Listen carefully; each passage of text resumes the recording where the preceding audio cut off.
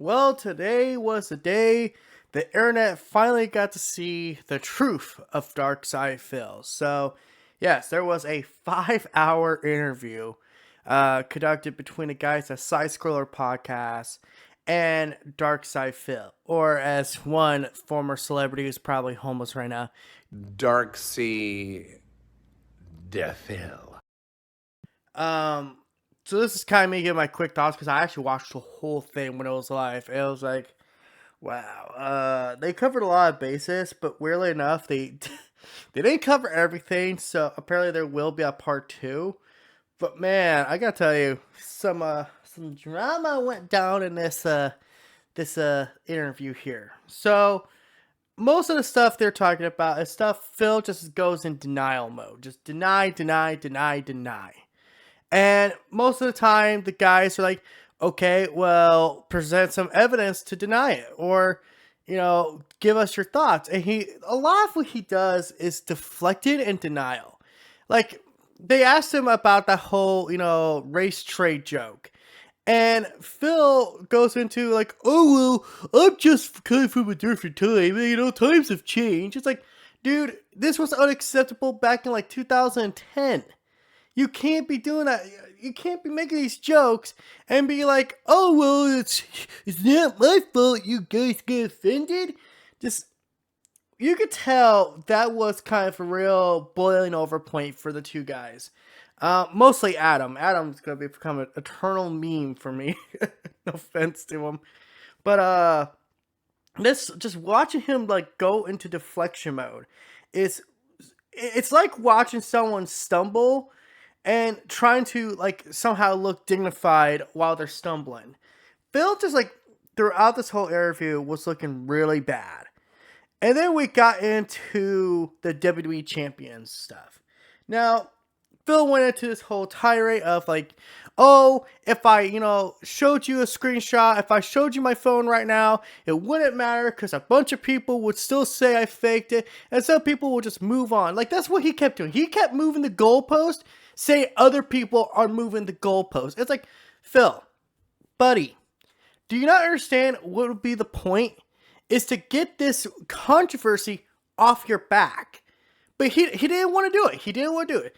According to the goddamn, I forget the main guy's name. According to the main guy, he was basically like, Phil, if you show us right now this, just show us your phone, show us your WWE Champions account and all that stuff. This will get them off your back. It'll get them off your back on this, whole thing at least. But Phil, of course, doesn't do it. And they said, okay, this was your chance. This was your chance to finally get these people off your back about this shit. And you didn't do it. And now, if you did it after, it wouldn't matter because they have every reason to deny it. Because, like, they could just say, hey, he faked that account. He faked that screenshot. And that's true. I think a lot of the detractors wanted Phil to prove them wrong. Like, dude, prove us wrong. Because that WWE Champions thing has really come back to bite Phil in the ass. Because essentially what it does, it makes Phil look like he has no self-control when it comes to his finances. And there was also this other thing that you were talking about, like how there's like this $5,000 business expense he has on his taxes. And people are trying to like figure out like, what $5,000 are you spending?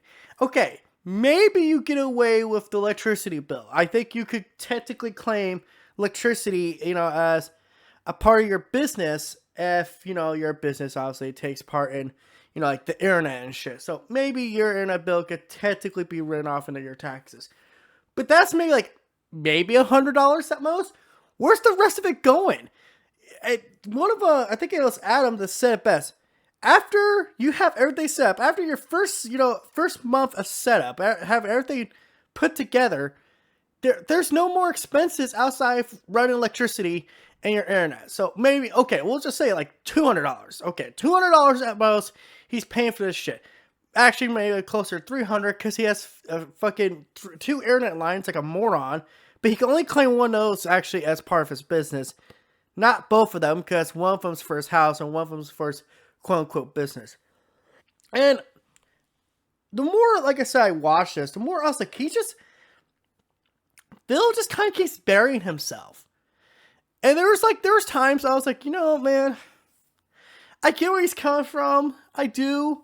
The internet can be cruel. The internet can be harsh. But at the same time, when you call yourself the king of hate, I'm sorry. The internet has every right to fucking, go after you then. Like, oh, you're the king of hate, huh? Okay, well, Mr. Hate, we're gonna see how much of this you could tolerate. He can't tolerate very much. They didn't even talk about the stuff with Cat and all that stuff. I think they didn't talk about it because so after a point that interview just kind of started blending in, and you can definitely tell most of the two guys were definitely getting at the point they're like, oh my god, why do we have this idiot on here? But then things got interesting. The main guy who was running the interview, again, I apologize, I don't know your name. Just, I'm stupid like that. Apparently was somehow in contact with Keemstar. And Keemstar's get me in with him. Get me in. And at first, of course, Phil is just saying he won't do it. He will not be in the same freaking podcast as Keemstar. And it was so interesting because as time progressed, they kind of went back to that. And then Keemstar, Phil's internet went out after the whole WWE 2K situation. Mysterious how that happened. Right as it, where they're about done with that subject. A little suspicious there. And right there, they brought up a valid point. Okay, after that point, if you were to show us a screenshot of your phone, people could just have every right to deny it. Because you know why? Because it's suspicious as hell that your freaking internet went out before you could fucking, get that screenshot. Weird. But anyway, Keemstar popped up. And Keem kind of first just gives his thoughts. He's like, oh, I was just, I'd be civil with him. I'd be civil with Phil. And Phil, of course, being a little high in maintenance bitch he is, basically was like, oh, okay, I guess Keem could be it, but I'm not going to do business with him. And once Keem joined, oh my god. This shit went from an 8 to a 10. Easy. Maybe a 12. Because Keem kind of called out Phil. Not just on the business expenses, but how he behaves professionally. Phil does not behave like someone, who in a modern climate, to put it best. Apparently, a lot of what Phil was bothered by was the fact that apparently Keemstar is the one who tweeted Phil and said, hey, direct message me on Twitter. Phil's like, no, you have to do email. And it's like, dude, I ain't got fucking time for that. Keem is literally just like, I got no fucking time for that. I got 20 other things to do. I could DM you on Twitter, we could talk it through, and then we could talk on the phone at a later date. Which Keem apparently did try to contact Phil more than once. And still, Phil was just being a high maintenance bitch, oh, you didn't call me at this time, at that time. And it's like, I can't fucking work with this dude. Keemstar just basically says it. He's like, I can't fucking work with this dude. I got freaking Boogie and freaking Wings of Redemption having a boxing match. And that's guaranteed to sell. That's guaranteed to get people to fucking watch. We can run ads on that shit for fucking days. This could be like a live pay-per-view event. We could have a bunch of locals facing each other and we make guaranteed money. And what does Phil do? Phil tries to take the moral high ground. He tries to be like, well, do you really think that'd be a good match? It's like, I don't care if it's a good match, Phil. I want to see Wings of Redemption and freaking Boogie beat the crap out of each other. Who wouldn't want to see that? And both men have been prepping. They have actually been going to the gym and working out. They've actually been doing shit. They've actually been doing something that's positive for their lives in the prep for this freaking boxing match. They'll just try to go on this whole moral high ground because of Keem's shady past, which I found particularly ironic. In fact, even the guys who are hosting this whole thing, they even were like, wait, Phil, you want people not to, watch the tractor content and think that's how you are all the time? But that's what you did to Keemstar. You are literally doing everything you don't want people to do, but for whatever reason, in your mind, it's okay. After that point, I was like, Phil's a moron. I mean, we already knew he was a moron, but this is like new levels of stupid. So not only is he a moron, he's a hypocrite, and a big one.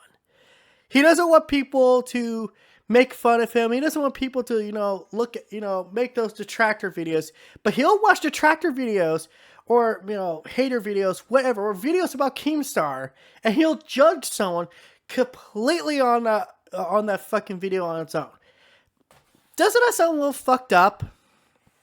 And then after Keemstar was there, Phil goes to tries to have like this medical mystery. Oh, well, I got a medical mystery. I swear to God, if this motherfucker is trying to get sympathy points for having back problems and gout, I'm literally gonna fucking snap. He talked to, oh, well, me and my wife, we don't get to spend an hour together. It's like, dude, you're in your fucking 40s.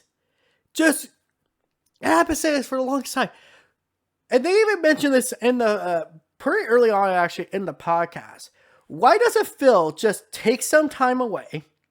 I don't know. Go, just reset. Just reset your channel. Reset your branding. Okay, yes. DSP's dead. Dark Side Phil is gone. Here is Keen Tuck. I don't know. Just a random name comes to my mind. Why not rebrand yourself? Why not essentially hit the reset button? But Phil doesn't want to. He doesn't want to because he's already got a built-in audience. But he doesn't seem to realize that built-in audience is going to follow him no matter what. Why not get away from the DSP moniker? Why not get away from all the, detractor shit? He doesn't want to. Because the honest to God truth is his detractors are his biggest fans. And King called him out on it. He is like, your detractors are fans. They are the people who are watching your content 24/7. They are monitoring every fucking thing you're doing. You, Boogie Wings, have fans. Just not in a way you think you have fans. You guys are amazing at making content, but not the way you think you're amazing at making content. Like, once Keemstar got involved, I was like, yeah, Phil's gonna get roasted. And he did. And the rest of that interview after that point was kind of, I'm not gonna say these guys were terrible at interview Phil, but you could definitely tell that they were at the point, they're like, you know what? I'm hungry. I'm tired. I can't keep putting up with this. And poor Adam, my boy Adam, the guy just had to kind of sit there, just hear all this bullshit, all this deflecting, all this blaming. And it just like, dude, it just sounds like projection to me. It sounds like your deflection. It just sounds like that's all Phil did. And now I almost guarantee he's on his fucking little snark cast and talk about, oh, well, I like these guys. They actually apparently are planning to do a part 2. Nice little cameo, by the way. Gundam. It's a Gundam! Hell yeah. Fucking got me cracking up when his voicemail came in. So, with all that said, what you guys think of the 5-hour podcast, live stream, whatever, of Dark Side Fidel with the side scrollers? Personally, oh my god, this shit was better than crack in my opinion. Because you know what, I get one hit from crack, but man, oh man, Dark Side Phil, that's like an endless hit. That's like an endless freaking loop of getting high. Because my god, if you ever want to see an absolute failure at almost every aspect of his life, there you go. So until next time, guys, this is That PlayStation Gamer sign out. Make sure to like, subscribe, and all YouTube algorithm BS. Peace out, and have a good day.